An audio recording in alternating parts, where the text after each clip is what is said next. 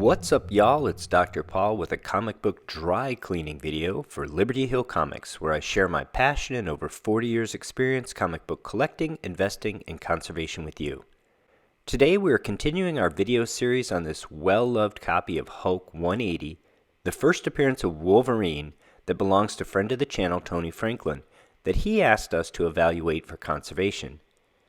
We use this comic as a case study of when you should do a full conservation and when it makes more sense to do a traditional dry clean and press. This book should require no introduction, being the first appearance of Wolverine, who appears in the last panel. While not as coveted as Hulk 181, which includes an epic battle between the Hulk, Wolverine, and Wendigo, and has Wolverine's first cover appearance, the value of this once affordable book really took off during the pandemic, and it's become quite a valuable book in its own right. While this is obviously a comic book with numerous flaws, to put it in perspective, a slabbed 3.0 Universal has a fair market value of $450. A 3.5 has a fair market value of $500. A 4.0 has a fair market value of $550. A 4.5 has a fair market value of $625, and a 5.0 has a fair market value of $700, even in today's down market. In episode 1, we did an assessment of this comic and its potential with either a traditional dry clean and press or a more extensive full conservation. We determined that although it has some water stains and general wear and creasing, overall, it's a solid book that is not in danger of deteriorating and can safely be read and enjoyed as a comic book. As part of that assessment, we provided a framework for evaluating the risks of conservation work and determining the best course of action for a given comic book to maximize equity in your collection. After applying this rigorous approach to our assessment, we decided the best course of action for this comic book was a traditional dry clean and press. In episode 2, we dry cleaned the back of this comic book, which was a serious commitment because it was very dirty. I created a playlist for this project, so if you want to watch either episode 1 or 2 before watching this one, click on the link to check it out. In today's video, we're going to cover a lot of ground. I'm going to go ahead and clean the front of this book. Then we're going to press it, and I'll show you the before and after results of the press. And when we're done with the video today, this book will be ready for CGC. Before you do any dry cleaning or conservation work on a book, you want to make sure you have clean and dry hands. I'm using my Pentel Click Eraser here, and the front of this cover doesn't have a lot of white areas, so this dry clean should be pretty quick. Recall that back in episode 1 of this video series, we already did a wipe down with a cotton round, so the next step for me is moving around the larger areas with this Pentel Click Eraser, which those of you that have been around the channel for a while know is my weapon of choice for dry cleaning. This is going to be where I do 95% of my work. And I do have it cut at a steep angle so that I can get into some tighter places. I'm going to use my drafting brush here to brush some of those eraser crumbs off. And the areas that I can't get into with this cut wedge on my Pentel Click Eraser, which is a PVC white eraser similar to what you can buy in any Office Depot type store that you're already familiar with. I will get a smaller eraser. I have 2 others that I tend to use. The diameter of this, as you can see, is about that of a pencil. So we're just going to move quickly around and get the larger areas with this eraser. Again, very gentle strokes, hardly any pressure at all. If an area is especially soiled, you do 20 light strokes rather than 2 forceful ones. It's a much better outcome. Here's one of those tighter areas, and I've switched my eraser out for my Mono Zero eraser. This is also a PVC eraser, but it is a bit more abrasive, and it's only 2.3 millimeter diameter. So it's much thinner, essentially like a thick pencil lead in diameter, as opposed to the entire diameter of a pencil, which is how thick essentially my Pentel Click Eraser is. And I just want to use this to get in between the Hulk's toes here and any other tighter areas. With this especially, you want to use very light pressure. When you have a small surface area like you have with this, your pressure is high for the same force. That's how pressure works.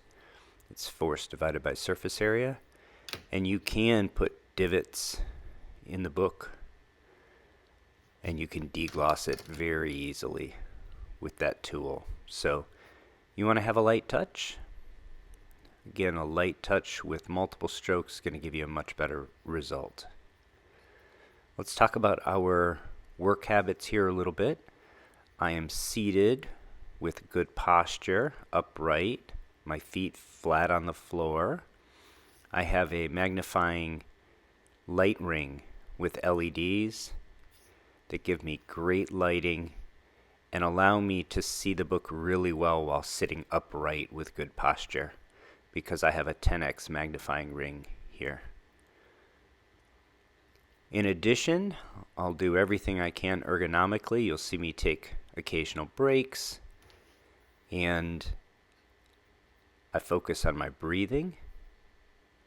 Good, deep belly breathing will help you keep a healthy posture, healthy back, and allow you to do this work a lot longer without having chronic issues. Those things are important. They might be boring, and you might be tired of hearing me talk about them, but I'll probably continue to talk about them at least every other video, just as we all need reminders to take better care of ourselves.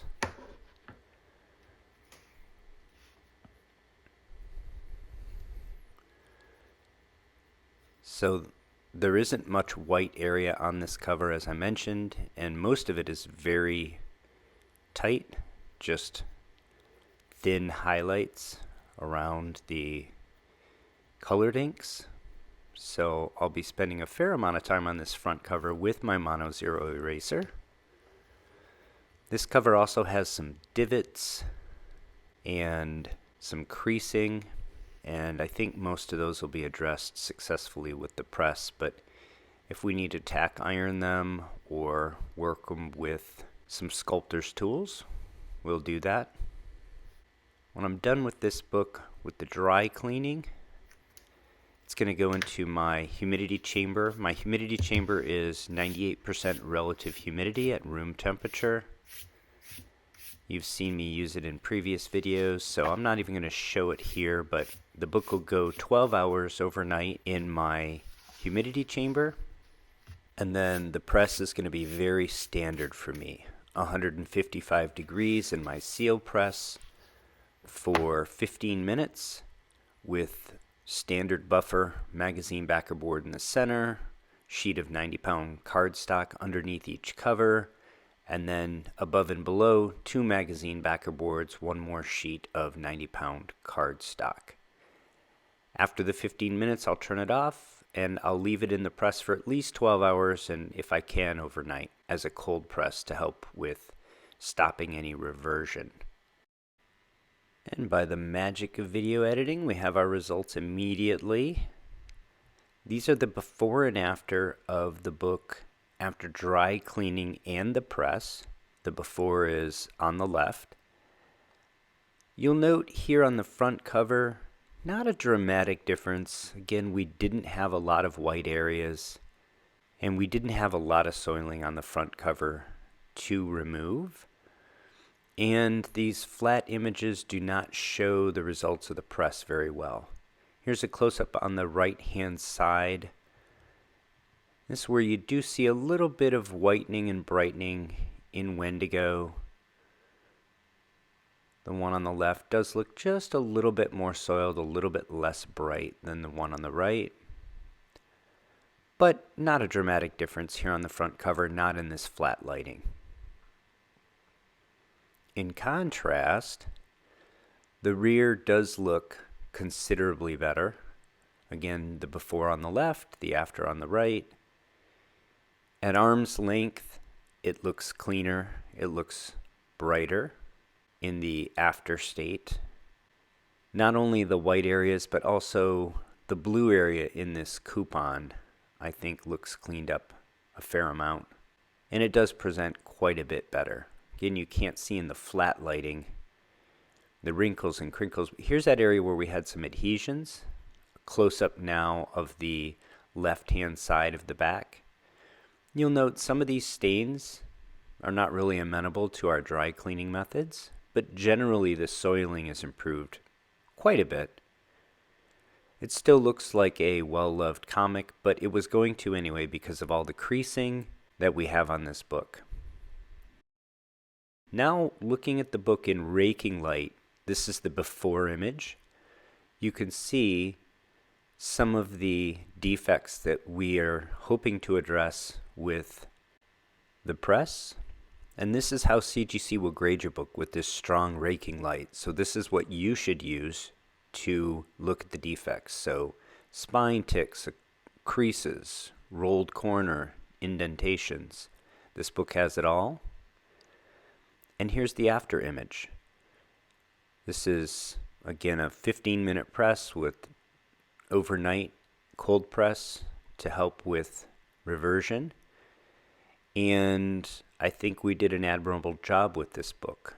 There's some creases that break color, and they're always going to have a little bit of movement in the paper there, but really great outcome for us.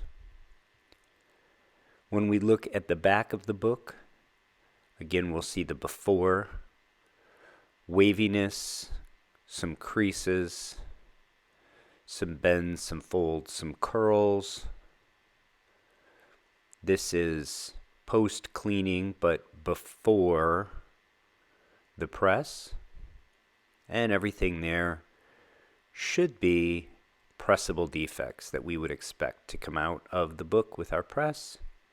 So let's have a look at the results. Here's the after. Again, I'm very pleased with this. One of the things this raking light shows you is the quality of the gloss as well. So you can look for a nice semi-gloss, uniform look to the book, which I think we've achieved here.